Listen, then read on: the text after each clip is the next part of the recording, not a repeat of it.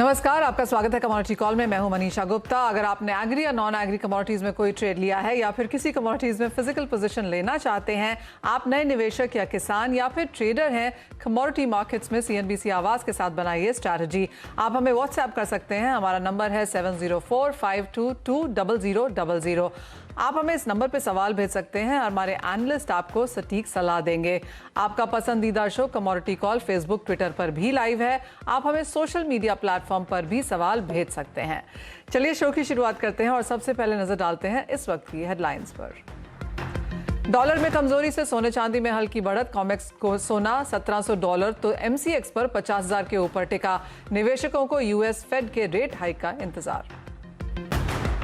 शुरुआती तेजी के बाद ऊपरी स्तरों से हल्का हुआ कच्चा तेल, लेकिन ब्रेंट का भाव अब भी $105 के ऊपर बरकरार। यूएस फेड की बैठक से पहले निवेशकों ने काटी पोजीशंस। बेस मेटल्स में कई हफ्तों की बड़ी गिरावट के बाद निचले स्तरों से जोरदार खरीदारी। एलएमई पर कॉपर, एल्यूमिनियम, निकल 2% से ज्यादा भागे। डॉलर में कमजोरी से भी मिला सपोर्ट। ग्लोबल मार्केट्स में चावल के भाव के ऊपर उछाल। एक हफ्ते में करीब 5% की जोरदार तेजी। United states department of agriculture का अनुमान कि 2022-23 में घट सकता है ग्लोबल चावल उत्पादन। पिछले हफ्ते की लगातार बारिश से कई राज्यों में फसलों को भारी नुकसान। अकेले महाराष्ट्र में 2.5 लाख हेक्टेयर में बुआई खराब। सोयाबीन की फसल पर भी ज्यादा असर।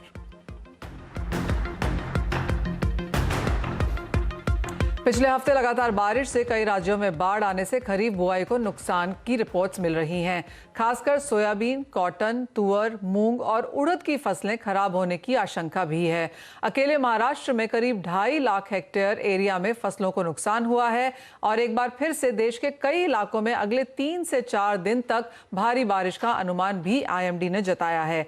हमारे साथ जुड़े हैं सोपा के ईडी डीएन पाठक और स्काईमेट के president meteorological and climate change के जीपी शर्मा। आप दोनों का कार्यक्रम में स्वागत है। सबसे पहले यही जान लेते हैं कि किन फसलों पे यहाँ पर असर है। एंड मिस्टर पाठक, सोयाबीन की फसल पे यहाँ पर काफी नुकसान की आशंका बताई जा रही है। मध्य प्रदेश में क्या हाल है और ओवरऑल सोयाबीन की बुआई के नंबर्स आप कैसे देखते हैं? मुझे लगता है कि ओवरऑल बुआई के नंबर ऑलमोस्ट लास्ट ईयर के लेवल पे पहुंचने चाहिए। 1% है और देयर। और अभी जो बारिश लगातार एक हफ्ते से हो रही है, उससे जो लो लाइंग एरिया है उनमें कुछ पानी भर गया है, वाटर लॉगिंग है और थोड़ा सा प्रॉब्लम सनलाइट की भी है। बट ओवरऑल मतलब इससे कोई बहुत बड़ा असर नहीं पड़ने वाला है। ये जो 2.5 लाख हेक्टेयर की बात कर रहे हैं, ये शायद टोटल खरीफ क्रॉप की बात हो रही है। इसमें सोयाबीन का एरिया 2.5 लाख हेक्टेयर अफेक्टेड नहीं है, क्योंकि महाराष्ट्र में करीब 44 लाख हेक्टेयर एरिया है हमारे हिसाब से और मध्य प्रदेश में 50, थोड़ा ऊपर ज़्यादा होगा। तो 2-3% एरिया में डेफिनेटली थोड़ा पानी भरा हुआ है। अगर बारिश और होती है जैसे आपने बताया अभी अगले एक हफ्ते तक, तो डेफिनेटली समस्या होगी, ये क्रॉप खराब हो सकती है। लेकिन अगर पानी अभी भी निकल जाए, धूप आ जाए, तो रिकवर हो जाएगा, थोड़ी यील्ड में असर पड़ेगा, ऐसा मेरा अनुमान है मनीषा जी। जी मिस्टर पाठक, जैसे आपने कहा, जी हाँ, 2.5 लाख हेक्टेयर जो महाराष्ट्र में बात की जा रही है वो सभी खरीफ फसलों की बात की जा रही है। उसमें सोयाबीन का भी एक हिस्सा है। एक तो जैसे आपने कहा कि अगले 2-3 दिन में अगर यहाँ पर धूप निकल आती है तो ये पॉजिटिव है। अदरवाइज किस तरह के नुकसान की एक्सपेक्टेशन है? कई फसलों में तो यहाँ पर अब यील्ड को लेकर भी सवाल उठने लगे हैं। तो ये यील्ड पे सवाल इतनी जल्दी उठाना बहुत गलत काम है। पानी भर गया है तो थोड़े येलो हो गया है लीफ, लेकिन मैंने जैसे कहा पानी अगर अभी भी निकल गया तो सोयाबीन की फसल बहुत वर्सटाइल होती है, बहुत ज्यादा। इतनी ताकतवर फसल कोई दूसरी है नहीं। लेकिन अगर 10 दिन तक पानी और भरा रहेगा तो डेफिनेटली यील्ड पे असर पड़ेगा।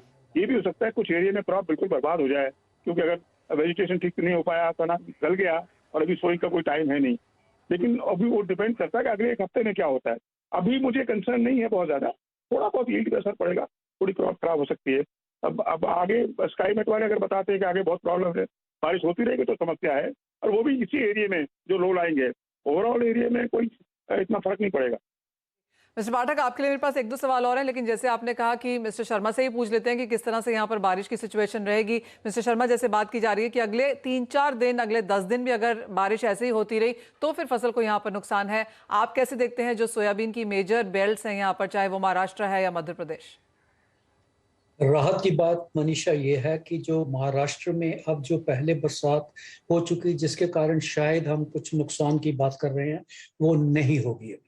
कम से कम 1 सप्ताह तक तो आप लेके चलिए, उस तरह की नुकसान पहुंचाने वाली कोई भी वर्षा महाराष्ट्र में तो नहीं होगी। क्योंकि पिछले स्पेल में ज्यादातर जो मध्य महाराष्ट्र और मराठवाड़ा का क्षेत्र है वहां बहुत भारी बारिश हुई है। लगभग 50, 60, 70% सामान्य से ज्यादा बारिश है। लेकिन जैसे मैंने कहा, अभी एक सप्ताह तक इन क्षेत्रों में कोई बारिश नहीं होने वाली है। ज्यादा बारिश, नॉर्मल लाइट रेन जरूर चलती रहेंगी। इवन मैं तो कहूँगा गुजरात में भी, महाराष्ट्र में भी, तेलंगाना में भी, जिसमें कि भारी बाढ़ का खतरा बन गया था, वहां पे अभी राहत का समय रहेगा। हाँ, भारी बारिश जो है वो उसकी बेल्ट, रेनफॉल बेल्ट शिफ्ट हो जाएगी। अभी जो हमारे गांगेय क्षेत्र हैं, इंडो गंजेटिक प्लेन्स जो हैं, उत्तर प्रदेश की बात करें, बिहार, झारखंड, उड़ीसा, छत्तीसगढ़ की बात करें, इनमें बारिश ज्यादा बढ़ जाएगी, मध्य प्रदेश समेत। मध्य प्रदेश के भी पहले सेंट्रल मध्य प्रदेश में मध्यवर्ती भागों में, उसके बाद फिर उत्तरी भाग, पूर्वी भाग, पश्चिमी भागों में भी वर्षा संभावित होगी।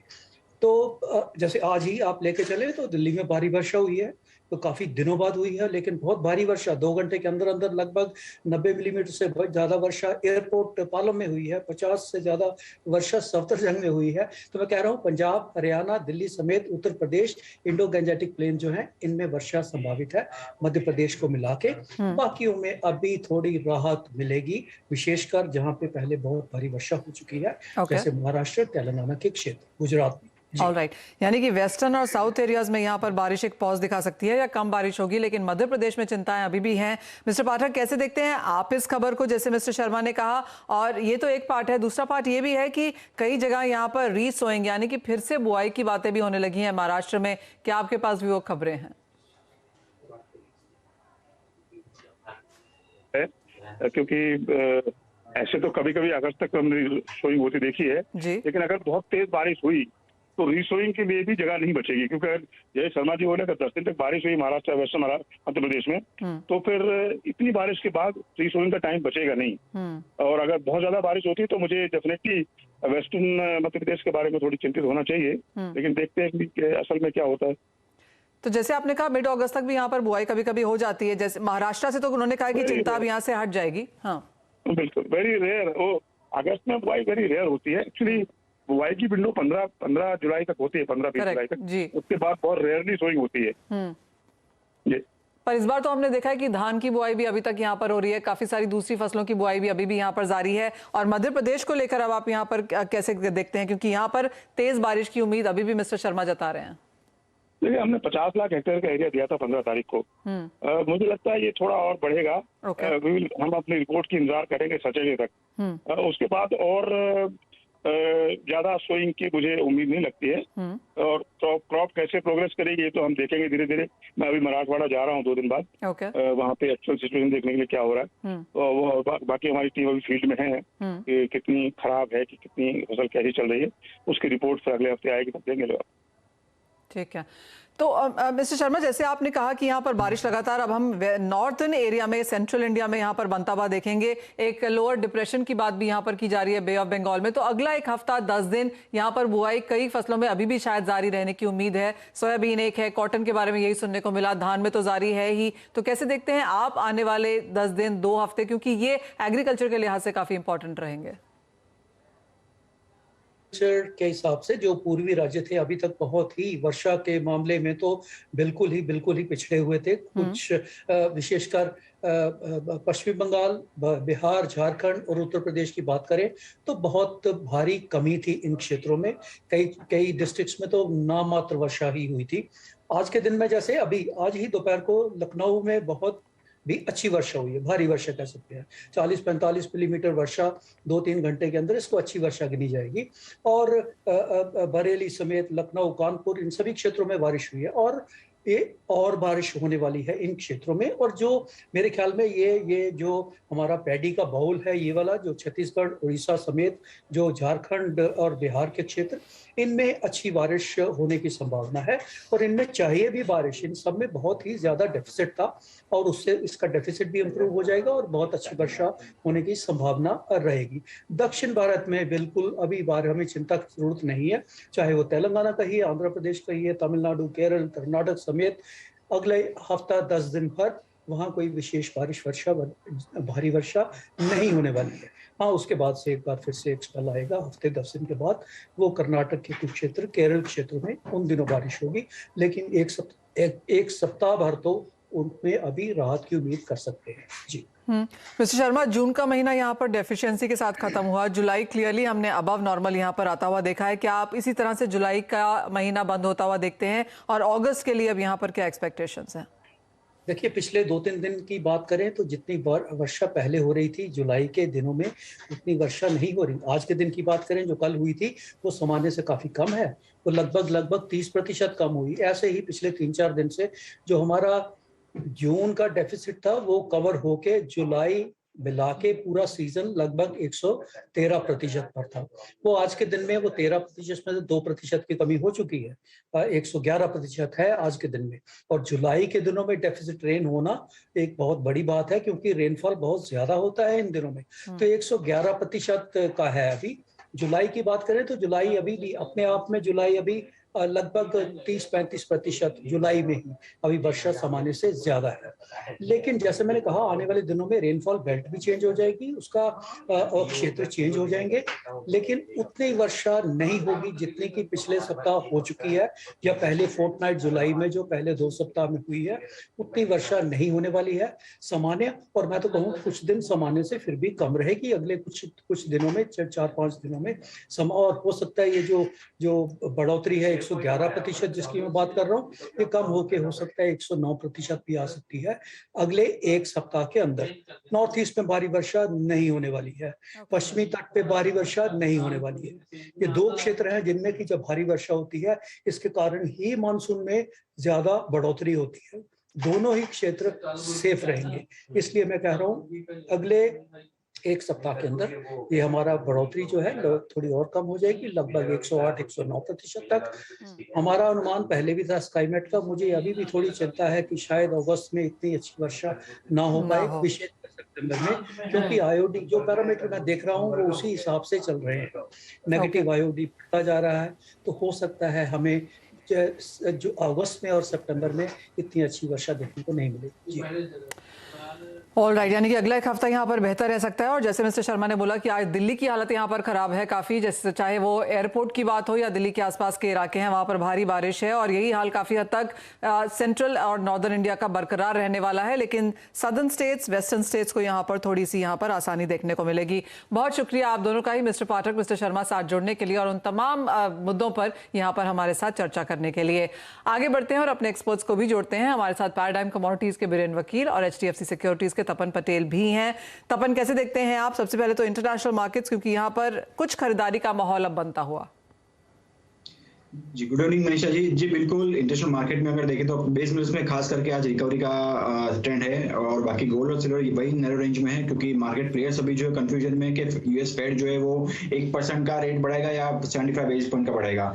तो जो एक्सपेक्टेशन थी 1% की, वो यहाँ पे घटती हुई नजर आ रही है। तो इसीलिए गोल्ड और सिल्वर यहाँ पे सपोर्ट बनाए हुए हैं, और जो रेंज है वो गोल्ड में 50,100 से लेकर ऊपर में 50,700 की है, उसी में ट्रेड कर सकता है। बायस जो है पॉजिटिव रह सकता है। सिल्वर में भी मुझे लग रहा है 55,000 से लेकर ऊपर में 56,200 की रेंज जो है वो बरकरार रहेगी। लेकिन ट्रेडिंग के लिहाज से अगर देखें तो मुझे लग रहा है एल्यूमिनियम में बाय कर सकते हैं, 210 के लेवल से एल्यूमिनियम में बाय करें, टारगेट ऊपर में 212, स्टॉप लॉस जो है 208.50 का रखे एल्यूमिनियम बाय कर सकते हैं। और बाकी क्रूड ऑयल में दो तरफा ट्रेंड है यहाँ पे। आज इन्वेंट्री है तो उसका प्रेशर यहाँ पे ऑलरेडी है सुबह से, तो 7,990 8,000 की रेंज अगर आती है तो वहां से सेल करे। स्टॉप लॉस 8,050, टारगेट जो है 7,920 7,870 का रखे, तो वहां से प्राइस जा सकते हैं। अगर लोअर लेवल मिलते हैं 7,850 के लेवल से तो वहां से बाय करें, ऊपर में टारगेट फिर से 8,000 के लेवल आ सकते हैं। स्टॉप लॉस जो है 7,790 का रख के क्रूड में नीचे के लेवल से बाय कर सकते हैं। चलिए, खरीदारी की कॉल्स यहाँ पर लौटती हुई जहां तक नॉन एग्रो की बात है, लेकिन बीरेन जी एग्री स्पेस में अब आपका क्या रुझान है? एग्री स्पेस में वैसे फ्यूचर्स में तो काफ़ी कम ऑप्शंस अवेलेबल है। फिजिकल में मैं रेप डीओसी पे मैं प्रेफर करूंगा, क्योंकि प्राइसेस काफ़ी अट्रैक्टिव है और एक्सपोर्ट ऑलमोस्ट डबल हुआ अप्रैल टू जून का जो नंबर आया है वो, और प्राइसेस करीबन फ़िलहाल 20,000 के लेवल पे है, जो प्रोबेबली ऑल टाइम लो है। तो उसमें मैं करीबन 23,000 एक्सपेक्ट करता हूँ अगले 3 महीने में। और फ्यूचर्स के हिसाब से टीएमसी में मैं अगस्त कॉन्ट्रैक्ट में बाइंग प्रेफर करूंगा 7,700 के आसपास, 7,500 का स्टॉप लॉस रहेगा और अपसाइड ऑब्जेक्टिव हम यहाँ 8,000 रख सकते हैं।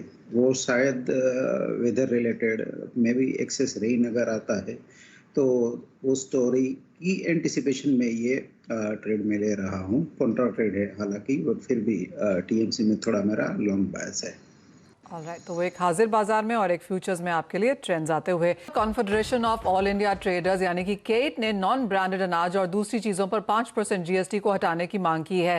केट ने वित्त मंत्री और राज्यों के मुख्यमंत्रियों को चिट्ठी लिखकर नॉन ब्रांडेड फूड ग्रेन से जीएसटी हटाने की मांग की और कहा कि इसके लिए जीएसटी काउंसिल की इमरजेंसी बैठक भी बुलानी चाहिए।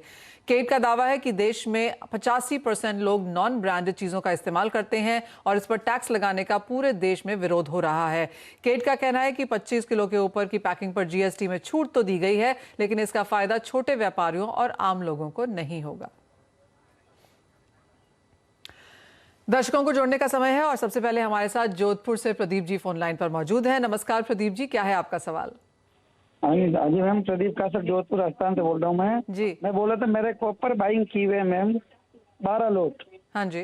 जो 660 मतलब 655 की रेंज है, 660, 52, 55, 50 इस रेंज पे की हुई है जी।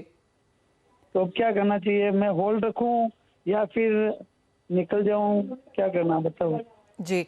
आपने जहां से खरीदी है उसके बाद क्लियरली आपने बहुत लंबा यहां पर होल्ड किया है और कुछ बहुत रिकवरी यहां पर हमने फिर से कॉपर के भावों में आते हुए देखी है।